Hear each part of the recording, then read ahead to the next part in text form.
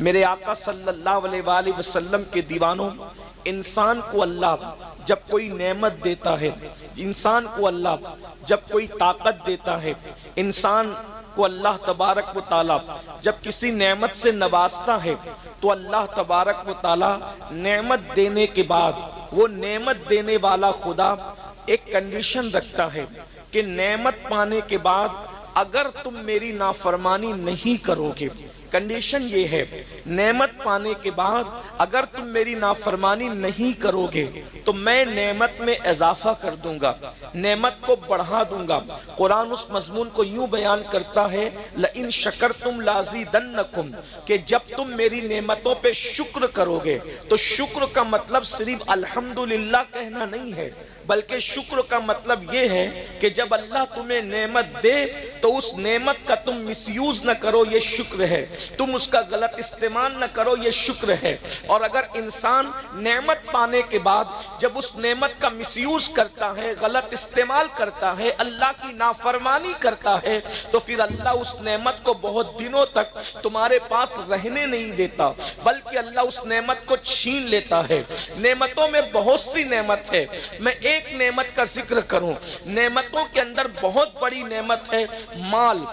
مال اللہ کی عطا ہے، مال اللہ رب العزت کی بہت بڑی عطا ہے۔ مال ہوتا ہے تو انسان صدقہ بھی دیتا ہے، مال ہوتا ہے انسان حج بھی کرتا ہے، مال ہوتا ہے انسان مسجدیں بھی بناتا ہے، مال ہوتا ہے انسان مدرسے بھی بناتا ہے۔ غرض کہ مال بری چیز نہیں ہے۔ کچھ لوگ مال کو برا سمجھتے ہیں، میں سمجھتا ہوں کہ غالباً ان کو مکمل طور پر اسلام کی تعلیمات پر ان کی نظر نہیں ہے، اس لیے وہ مال کو برا سمجھتے ہیں۔ اگر مال برا ہوتا تو عثمان غنی اسی مال سے 2 مرتبہ جنت کیوں خریدتے؟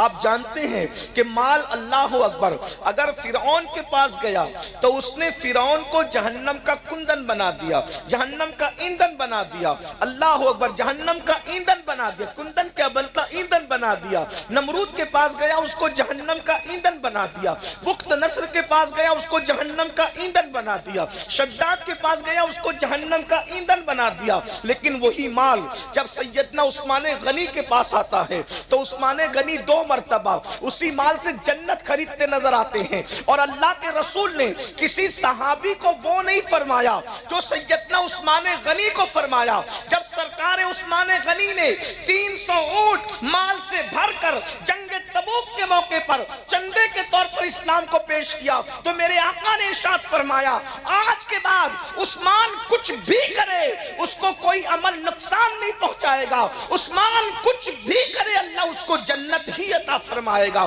اندازہ فرمائے یہ مال کی برکت ہے۔ میرے بھائیوں، مال سے آپ نے جنت خریدی ہے۔ اسی طریقے سے آقا ارشاد فرماتے ہیں من بنا للہ مسجدا بنا اللہ لہ بیتا فی الجنہ، کہ جو اللہ کے لیے مسجد بناتا ہے اللہ اس کے لیے جنت میں محل بناتا ہے۔ بھائیوں بتاؤ، اگر انسان کے پاس مال نہ ہو تو کیا وہ مسجد بنا سکتا ہے؟ وہ مسجد کی تعمیر کر سکتا ہے؟ نہیں، ہرگز تعمیر نہیں کر سکتا۔ اسی طریقے سے حج کرنے جاؤ تو ہر قدم پہ نیکی ملتی ہے، حج کرنے والے کے تمام گناہ معاف ہو جاتے ہیں، حج کرنے والا گناہ سے ایسے پاک ہوتا ہے جیسے ابھی اپنی ماں کے پیٹ سے پیدا ہوا۔ بتاؤ کیا بغیر پیسے کے کوئی حج کر سکتا ہے؟ اللہ اکبر۔ اسی پر آپ قیاس کر لیں۔ اور ایک بات اور سن لیں، میرے آقا فرماتے ہیں صدقہ دیا کرو، اس لیے کہ صدقہ بلاؤں کو ٹال دیتا ہے، صدقہ بری موت سے بچا لیتا ہے، صدقہ انسان کو بری موت سے بچاتا ہے۔ جو چاہتا ہے کہ اللہ اس کو بری موت نہ دے اور بری موت سے اس کی حفاظت ہو تو آقا ارشاد فرماتے ہیں ایک ہاتھ سے صدقہ دو تو دوسرے ہاتھ کو خبر بھی مت ہونے دو۔ مال نہیں ہوگا تو کیا انسان صدقہ دے گا؟ تو یہ مال بہت بڑی اللہ کی نعمت ہے۔ اسی طریقے سے دوسری نعمت یہ جان اور جوانی جس کو کہتے ہیں، یہ بھی اللہ کی بہت بڑی نعمت ہے۔ اللہ اکبر۔ لیکن اب آئیے میں آپ کے سامنے ان دونوں نعمتوں کا ذکر کرنے کے بعد اب آپ سے پوچھنا چاہتا ہوں، مال سب چاہتے ہیں لیکن اللہ اکبر جب مال آتا ہے تو مال کا مس یوز کیا جاتا ہے، مال کا غلط استعمال کیا جاتا ہے۔ قرآن کہتا ہے ان اللہ اشتری من المؤمنین انفسهم واموالهم بان لهم الجنہ، کہ اللہ نے مومنوں کی جان جان کو، مومنوں کے مال کو جنت کے بدلے خرید لیا ہے۔ اب آپ سب کی توجہ چاہتا ہوں، پتا چلا ہماری جان ہماری نہیں ہے، ہمارا مال ہمارا نہیں ہے، جان بھی اللہ کی ہے، مال بھی اللہ کا ہے۔ اور اللہ اکبر، آج کل کے مسلمان، اللہ اگر مال دیتا ہے تو مال کو اللہ کی راہ میں خرچ کرنے کی بجائے، گھبرائیے گا مت، میں کوئی چندے کی تمہید نہیں باندھ رہا ہوں، میں صرف آپ کے دلوں کی تطہیر کے لیے، آپ کی افکار کے تطہیر کے لیے کچھ پیغام پیش کرنا چاہتا ہوں۔ اللہ اکبر، آج کے مسلمانوں کے پاس جب مال آتا ہے، آج کے مسلمانوں کے پاس جب جوانی آتی ہے تو مال اور جوانی کا مس یوز کتنا ہو رہا ہے۔ اللہ اکبر، آج پوری دنیا کے اندر جتنے جرائم، جتنے پاپ قوم مسلم کر رہی ہے، اتنے جرائم دنیا کی کوئی قوم کرتی نظر نہیں آتی۔ کتنے افسوس کی بات ہے، میں دلیل کے ذریعے سے اس کو ثابت کروں گا۔ اسی ہندوستان میں دیکھ لیں، ہندوستان کے اندر اللہ اکبر، رمضان شریف کی کوئی اہمیت کیا دوسری قوموں کے نزدیک ہے؟ ہرگز نہیں۔ رمضان شریف کی اہمیت صرف مسلمانوں کے نزدیک ہے، دوسری قومیں رمضان شریف کا احترام نہیں کرتی، اس کی عزت نہیں کرتی۔ بہتوں کو تو پتا بھی نہیں کہ رمضان شریف کیا ہے، لیکن ایک بات پر ہمیشہ غور کرنا، توجہ کرنا، ایک بات پر ہمیشہ غور کرنا کہ اللہ اکبر، جتنی نئی فلمیں آتی ہے، کوئی بھی نئی فلم رمضان شریف کے اندر نہیں آتی ہے، یا تو رمضان شریف سے پہلے آتی ہے یا تو رمضان شریف کے بعد آتی ہے۔ آپ ہمیشہ غور کرنا، کوئی بھی نئی فلم آپ کو کبھی رمضان شریف میں، ہندوستان کی بات کر رہا ہوں جہاں مسلمان لوگوں کے کہنے کے مطابق صرف 25 کروڑ مسلمان ہیں، آپ مجھے بتائیں دنیا دوسری قومیں ہم سے 4 گنا زیادہ، یعنی دوسری قومیں 100 کروڑ ہے اور ہم ہندوستان میں لوگوں کے کہنے کے مطابق، حالانکہ اگر سچائی سے گنا جائے تو الحمدللہ ہم 30 کروڑ سے بھی زیادہ اس ملک کے اندر، اس ملک میں ہم 30 کروڑ سے بھی زیادہ، لیکن چلے جو لوگ کہتے ہیں وہی کہتا ہوں، 25 کروڑ مسلمان اس دنیا، اس ہندوستان میں رہتے ہیں، 100 کروڑ دوسرے سب مل کر کے رہتے ہیں۔ آپ سے پوچھتا ہوں، رمضان شریف میں نئی فلم کیوں نہیں آتی ہندوستان میں؟ رمضان شریف سے پہلے ہی کیوں آتی ہے؟ رمضان شریف کے بعد ہی کیوں آتی ہے؟ اس لیے کہ ان کی سروے رپورٹ یہ ہے کہ جو بھی فلم ہٹ ہوتی ہے، جو بھی فلم کامیاب ہوتی ہے، وہ صرف مسلمانوں کے دیکھنے سے کامیاب ہوتی ہے۔ یعنی جتنا زیادہ ہندوستان میں مسلمان فلم دیکھتا ہے، اتنا دنیا کا کوئی مذہب کا انسان نہیں دیکھتا۔ ہر مذہب کا آدمی زیادہ سے زیادہ سیٹرڈے یا سنڈے کو فلم دیکھنے جاتا ہے، لیکن یہ مسلمان ہے۔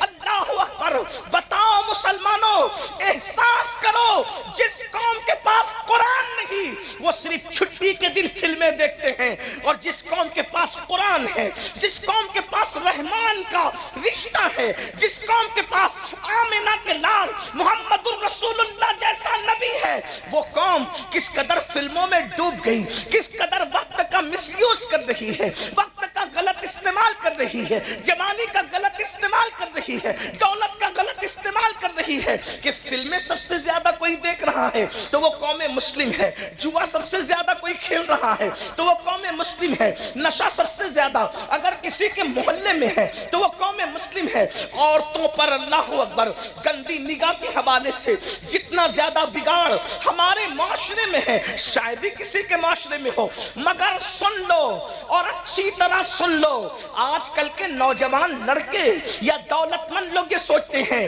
مولوی صاحب آپ کو کیا پڑی ہے، آپ دولت ہماری ہے، مال ہمارا ہے، جوانی ہماری ہے، طاقت ہماری ہے، اگر ہم برے کام کرتے ہیں آپ کا کیا بگڑتا ہے، ہمارا کیا بگڑتا ہے؟ سن لو، اللہ و رسول نے ذمہ داری دی ہے قوم کے علماء کو، قوم کے دانشوروں کو، اللہ کے رسول کے سچے امتیوں کو، کہ بلکہ ہر مومن کو یہ ذمہ داری ہے، جب تم برائی کو دیکھو اسے روکو، زبان سے روکو، بلکہ پہلے تو ہاتھ سے روکو، طاقت سے روکو، زبان سے روکو، اور اگر زبان سے بھی نہیں روکتے تو کم سے کم دل میں برا جانو، اور جو دل میں برائی کو برا جانتا ہے یہ اس کے کمزور ایمان کی علامت ہے۔ اب مجھے بتاؤ، جب تم برائی کو برا جانو گے تو یہ کمزور ایمان کی علامت علامت ہے، اور جو برائی کو برا بھی نہ جانے تو کیا اس کا ایمان چلا تو نہیں گیا؟ اس کے ایمان کا طوطا اڑ تو نہیں گیا؟ ایمان کا پرندہ اڑ تو نہیں گیا؟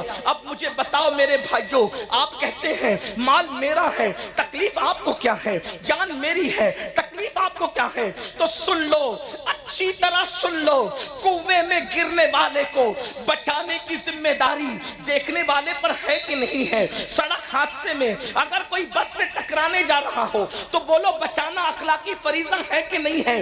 ارے نادان، بس سے ٹکرائے گا